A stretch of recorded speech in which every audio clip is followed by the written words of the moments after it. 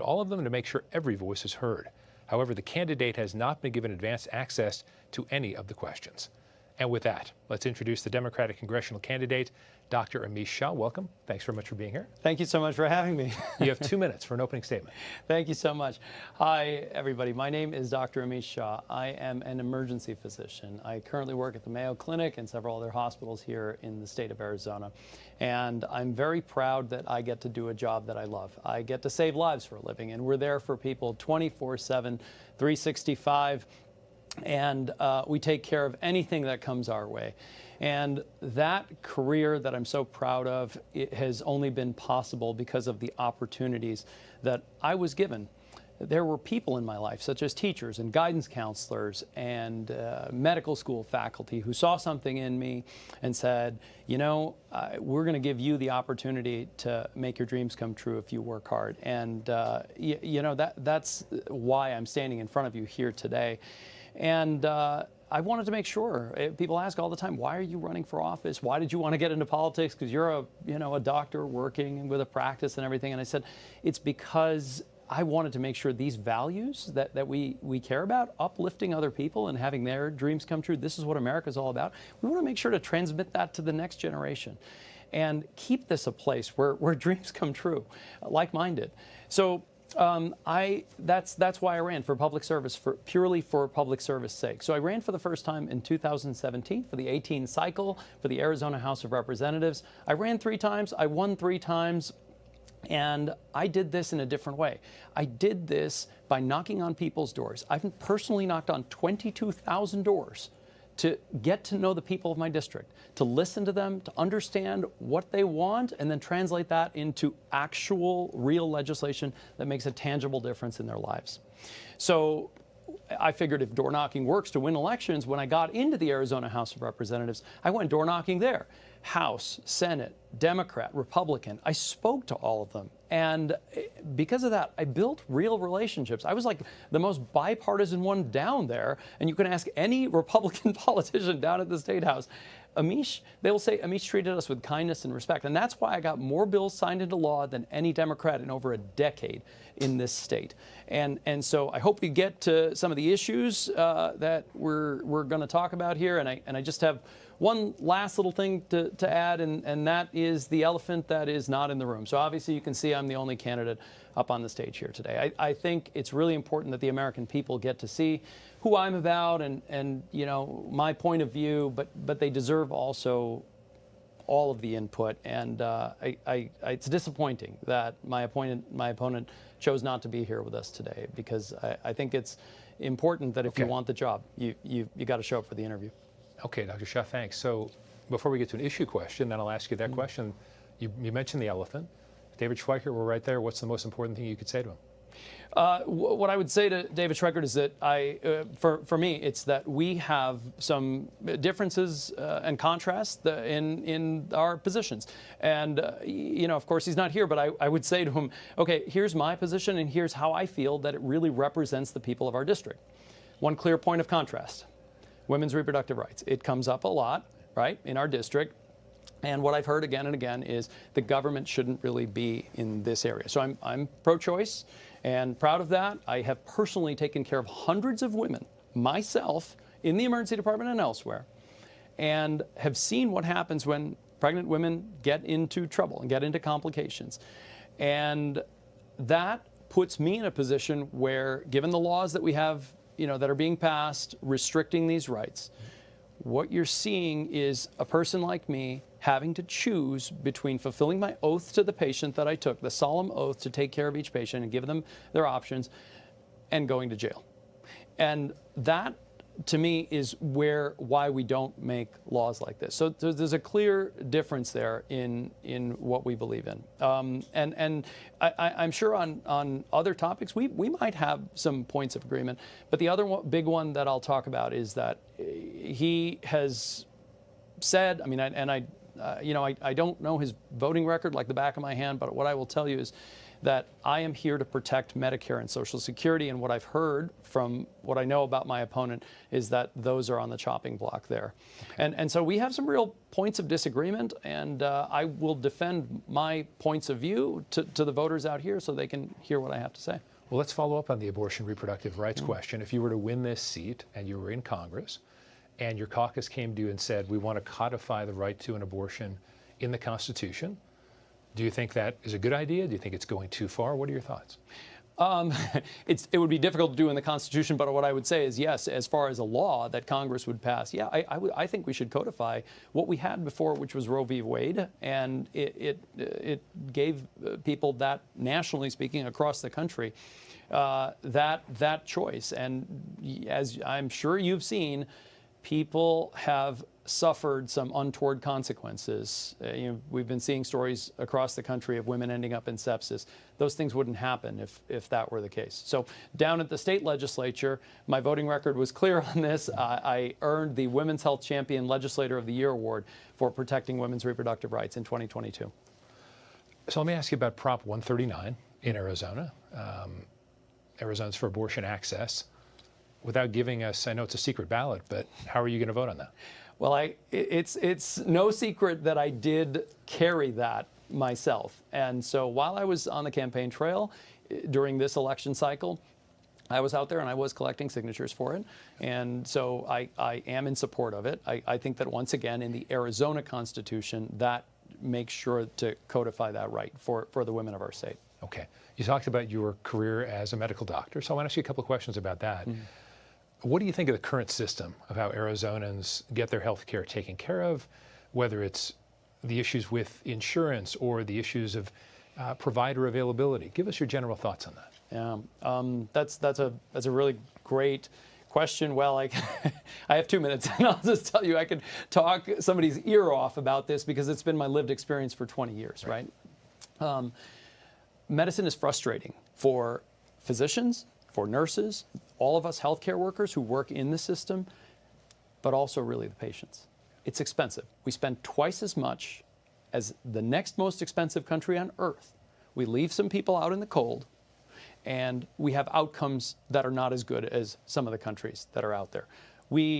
I kid you not, I have plenty of docs who are even Republicans or Democrats or independents who have told me this is broken, something needs to change. It's massively inefficient as well.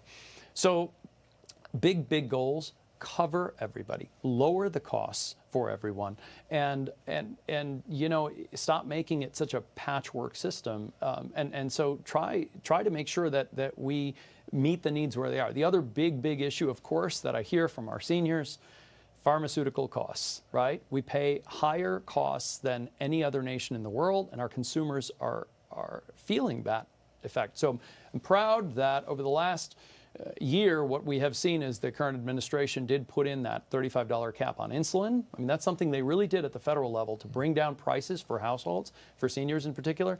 And now Medicare will be able to negotiate drug prices and for a certain select number of drugs, and then they hope to continue on with that program. So I think there's a lot we can do. At the state legislature, I did a lot. I was the ranking member on the House Health and Human Services Committee, and we did a lot. It was very bipartisan. I worked with many of the Republicans to improve our healthcare system for prior authorization, expansion of access, and I could go on, but the timer says I'm out of time. Well, let me follow up on that then with your area of expertise when talking about lowering costs and covering everyone, and I presume covering them at the level of expertise and talent that we have in the medical profession in this country. That sounds like a lot. How does something like that get done in what is a very divided country, even if with the work you've done at the state legislature? Yeah, but it doesn't have to be so divided, right? I mean, I'll tell you about my family personally, right? My parents are Trump-supporting Republicans. I grew up in a Republican household. When I was a kid in high school, it was like, this was part of civics. We as part of a civics class, I volunteered for George H.W. Bush, the elder Bush, right? I became a Democrat later in the 90s. But, this was the kind of spirit of cooperation that we remember from the old days, right? Before things got a little too divided.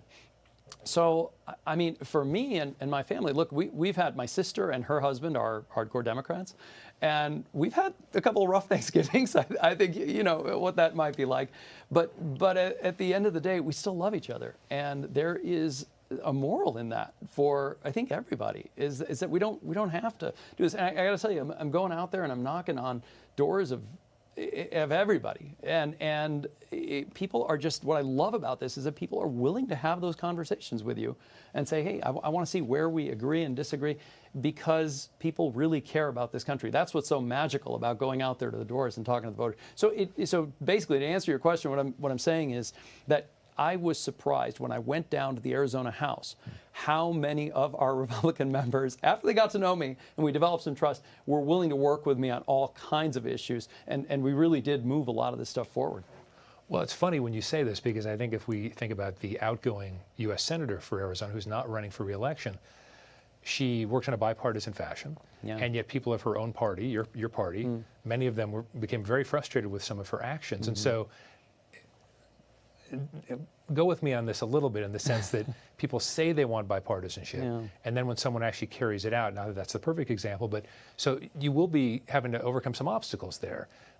And can you reach enough people on the other side to actually get things done, is what I'm saying. The state legislature, a lot of work there, of course, but it's a 90-member body. In the House, there are 60. There are 435 members of the U.S. House. Well, I mean, I did come through a very strong field of Democratic primary opponents who are supporting me, and I'm hats off to them, and I thank them for their support in getting behind me on this. We were on this very stage. There were 6 of us, a little while ago, and Democrats, the Democratic Party is behind me, and they know my record. So I will tell you that even though you may not, on every bill, you'll get some disagreement down there. That's the way the process is supposed to work. But despite all that, I'm proud to say that my party is supporting me, and the voters out there are really supporting me and my party. And at the same time, there was a lot of bills that we were able to get passed with a lot of the Republicans on board, and that's all I can say is that I've still got the support of my party, and I was able to get all of those bills through the legislature. Many of them, the ones that were in my name that were signed by Governor Ducey, all through a Republican legislature, were in fact health bills. So it is possible to do it. A lot of other big issues to get to. Is the U.S. facing a border crisis right now? And if so, what are some steps you'd want to take in Congress to help fix that while also being humane? Yes, the country is facing a border crisis. If you look at the numbers that have come in over the last 3 to 4 years, it's large compared to what was before that. And that overwhelms our system for processing. It also creates a safety problem for people in the local areas, as well as cost and social services problems as the number of people overwhelms a particular community. And that's what we've heard. So I've said to people, I'm going to secure the border. You can look at my record in the state legislature in 2022. I voted for the fiscal year 23 budget that appropriated $209 million for border security. In 2022, we also had HB 2591, $250,000 for the Border Security Fund. One of the other issues that comes up is fentanyl coming across the border, which I have, as a physician, seen myself personally. And it is a tough moment when you have to go speak to family members about something fatal that happened because of this deadly drug that's coming across our border. So in 2022, I was the only Democrat in the House or the Senate to vote for HB 2253. This was a bill to lower the felony threshold for fentanyl because it would have lowered it to 9 grams, and from my medical knowledge, I know that could have killed 4,500 people. So that's why I knew, and I voted for that bill to crack down on fentanyl dealers. So this is a problem that's being felt not just in Arizona. Of course, we're here on the border, but all over the country as well, and that really needs to get done. So a lot of what's happened is in the last few months, you've seen that the current administration has shut it down, to some degree. They've limited, I think, the 2,500. And then we have that bipartisan border bill that's out there that serves as a framework. It was written by our Senator Sinema, as well as a very conservative Republican from Oklahoma and a Democrat from Connecticut, if I'm not mistaken. And so that's a really good framework for us to start and, again, work in a bipartisan fashion to fix this. So we're talking about the federal issue in this case, but I want to ask you briefly about the state proposition, Prop 314, which some are saying reminds them of SB 1070, which was very draconian, some would say, also put the state in a poor light, others would say. Prop 314, there are certain provisions I suspect you support, but overall, do you support it? I mean, we're still sort of looking at that and saying, look, it may be exactly that, the kinds of things you talked about, which I'd be concerned about. So put the state in a bad light, but also do more could it help us do more to stem the tide, if it's not getting done? There are some positive aspects to it as well. So I think we'll leave that to a little more study. Okay. Philosophically, do you think it would be better off if we divided border security from legal or illegal immigration as opposed to always lumping them together? Could we find solutions in a better way and perhaps more quickly if we divided those into, here is protecting the country, here is seeing who wants to come into the country, whether for economic reasons or other reasons? Yeah, so if you look at the groups of people that are showing up, it's that we have the asylum seeking system, which is the most abused, and that is where people are getting very frustrated because there are people coming from places like India, which is where my parents are from, but they're coming and circumventing our normal legal process. The legal immigration system also has a really bad backlog, and we've heard everybody complain about this, especially our business community, saying, look, we need the labor, can we please, prioritize some of these folks in some industries and areas where we might need help. Look, in the 1960s, my parents were engineering students. At the time, the U.S. needed a lot of engineers, and so they came and were given an opportunity at the Milwaukee School of Engineering, which is where they met, by the way. And so it was, it's why I'm standing here today. and so I think that we really would do well to stem the illegal part of it and then make sure the legal immigration system is working really well and people get processed in an expeditious way so that we can do what we need to do for the United States of America to compete going forward in our economy. Well, let me segue from that into the economy then. Stock market's doing well, unemployment is low, inflation has gone down from its peak certainly. What would you say to someone who has to work a couple of jobs, is still especially concerned about how things are going, and they said, well, I see the numbers, but personally for me, the economy is not doing well. Give me some ideas you would have in Congress to help make a better cost of living for your constituents, et cetera. Yeah, I think you kind of hit it on the head. There are statistics, and some people have said in the political world, well, these statistics are all out there and they look great, so why is everyone complaining? And my answer to that is, go out there and speak to people. Go knock on 22,000 doors, and you'll see that it's uneven. And if some people are feeling the pain, then your job as a politician is to go out there as a public servant, is to go out there and listen to them and try to address their concerns. So I've heard it, the price of milk and gas and eggs and food has really risen, right? And whether you're a Democrat or Republican, the government doesn't have a magic lever to pull prices down in this economy, but there are some places where the government could make a difference. And I think that's where it's a smart thing to do to make a difference for people. I talk a lot about housing, and that is a huge problem here in the Valley. We don't have enough supply. We have people moving in, and that means, I was an econ major, that means that prices rise. And rent, as we all know, has gone up tremendously. Here in the Valley, people are upset especially my group of 20-somethings who, some of them are on my team, and they're like, you, Mr. Gen Xer, you moved out and you got an apartment way back when, but I'm in my mom's basement because I can't afford the rent that's out there. And that's where you got to pay attention to people. And that you can only get that by going out there, knocking on doors, meeting people, and hearing their stories. So I think this is where we can make a difference.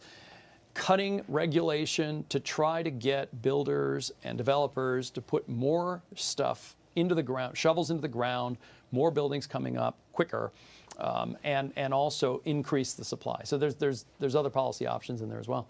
Let me ask you about tax policy. Is there a tax policy you'd support that you think would help some of the folks you're talking about? There's discussion of extending the so-called Trump tax cuts. General tax policy, what do you think?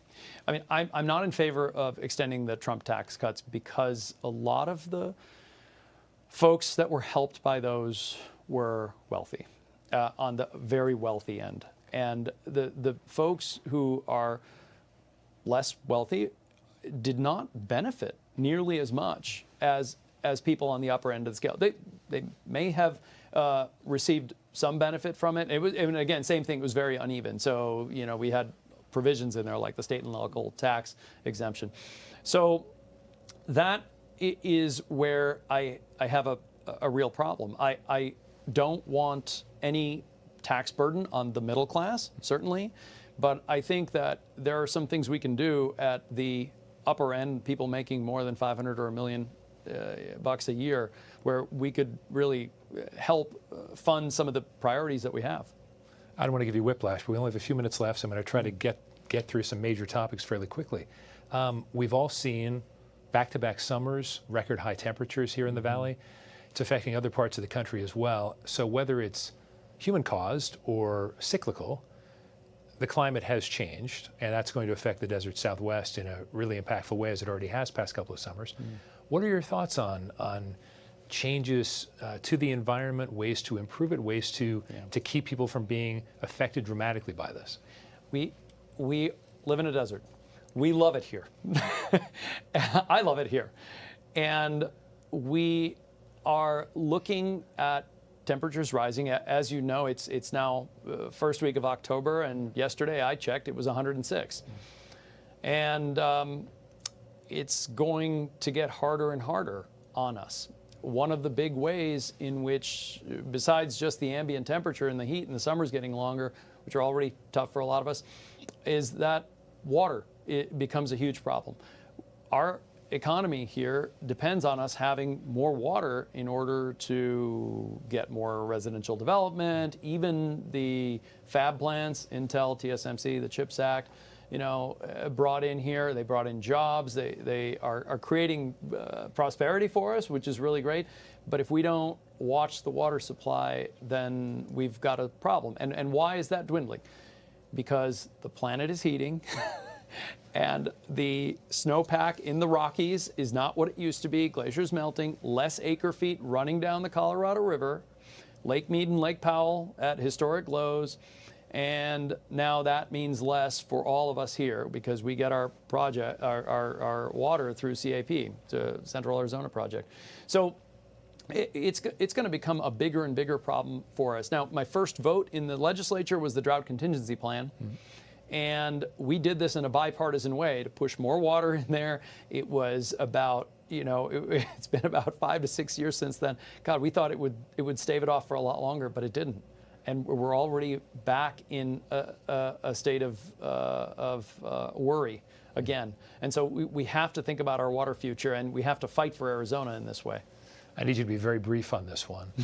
You're going against a candidate who has been in Congress for nearly 15 years and won by a very narrow margin the last time around, but he still did win.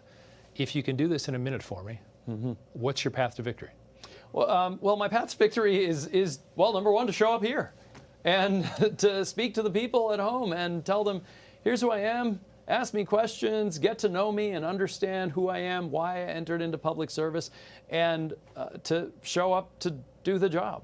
I showed up at 22,000 doors And I think it's important to show up on the debate stage, to communicate your ideas well. It's what we owe to the people out there, to tell them our views, how we are going to be your representatives in Congress.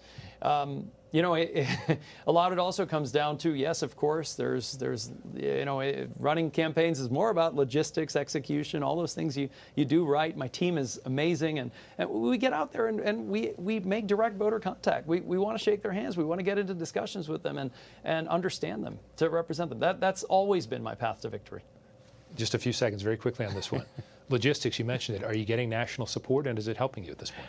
Yeah, so I'm very proud to report that we have folks coming from all over the country to support our campaign. Of course, this is a very competitive race. Mm-hmm. You know, the polls show very, very tight margins. And so people are very, very interested from all across the United States. Thank you, Dr. Shah. Now it's time for your closing statement. You have 1 minute. Thank you. Thank you so much. I really appreciate the time here that we got to spend. You know, we can't cover every single issue under the sun, but I hope to give you a little sense of who I am, how I've spent my time over the last 7 years serving the people of Arizona in the state legislature. You know, I cannot harp enough on the bipartisanship. I was the most bipartisan one down there. I have a Republican who I served with down there who is endorsing me in this race. I've been endorsed by the Arizona Police Association because I supported them back when it wasn't as popular in my party and it ruffled a little bit of feathers, but they're supporting. The Arizona Police Association is supporting me in this as well.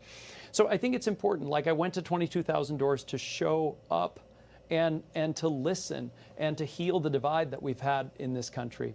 And so all I can tell you is I would love to earn your vote, and I thank you so much for your time and attention. Dr. Shah, thanks so much. That's all the time we have for our one-on-one conversation with Dr. Amish Shah, Democratic candidate for Congressional District 1. As a reminder, Arizona's general election is Tuesday, November 5th, and early voting starts Wednesday, October 9th.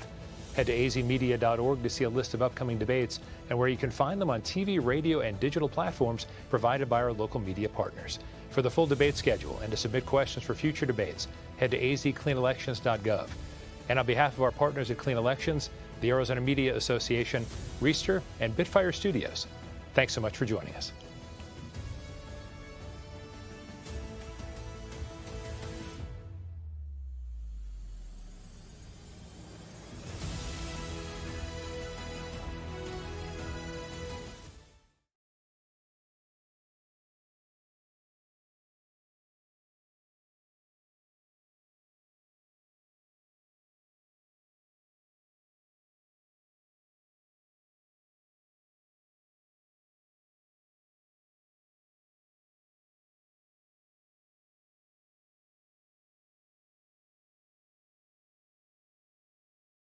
Liberty Mutual customized my car insurance and I saved hundreds. With all the money I saved, thought I'd buy stilts. Hi, honey. Hey. Oh, look. No line at the hot dog stand. Yes. Only pay for what you need. Liberty, liberty, liberty, liberty. On this program, occasionally, we do make fun of Donald Trump. Occasionally. And with the ribbing and the joshing and the pulling the pants down and the pointing. But he is in pain right now. Multiple sources tell the Washington Post Trump has grown increasingly upset about Harris's surging poll numbers. Trump is, quote, complaining relentlessly. Posting multiple times on social media, clearly frustrated with Biden's decision to step aside, saying, quote, now we have to start all over again. Not fair! Jesus! A month ago, he was basically already the president. He had cheated death, started a new ear accessory trend. Back then, people thought his VP selection was a smart choice. He had it all in the bag, and it was taken away.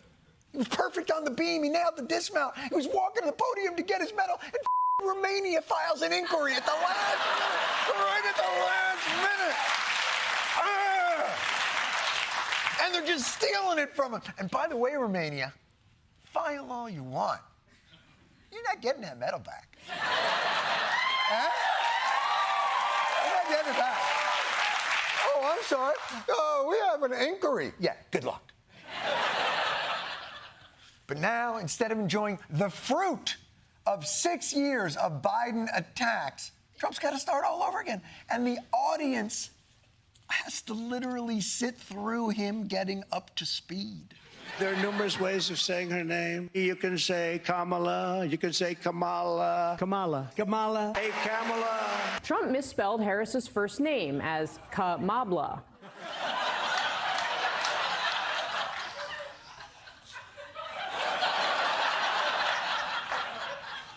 I get Kamala.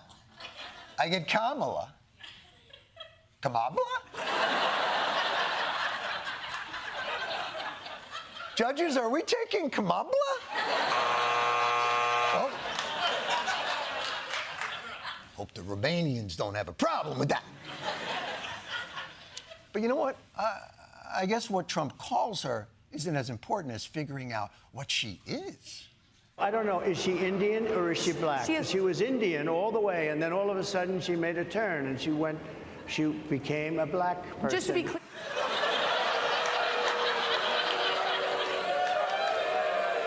What am I gonna do with all my Indian ethnic slurs I was gonna use? It mostly involved turmeric and cumin. But she made a turn into black. He talks about it like she wandered into the wrong neighborhood. Like she was driving on the Upper West Side, and then boom, she's in Harlem. Boom. What a turn. You know what, Donald? You're clearly struggling. Let's get some issue-oriented ideas flowing here. You know what we're going to do? Come on, my brother. I'm going to help you out. Here's what we're going to do. We're going to do some... Apparently, I'm in a musical about gambling all of a sudden. All right, here we go. I got my pen, I got my pad, I got my visor. Forget the biographical stuff for now. Let's focus on the issues. I saw it yesterday on ABC, which they said, oh, the crowd was so big. And I've spoken to the biggest crowds. Nobody's spoken to crowds bigger than me.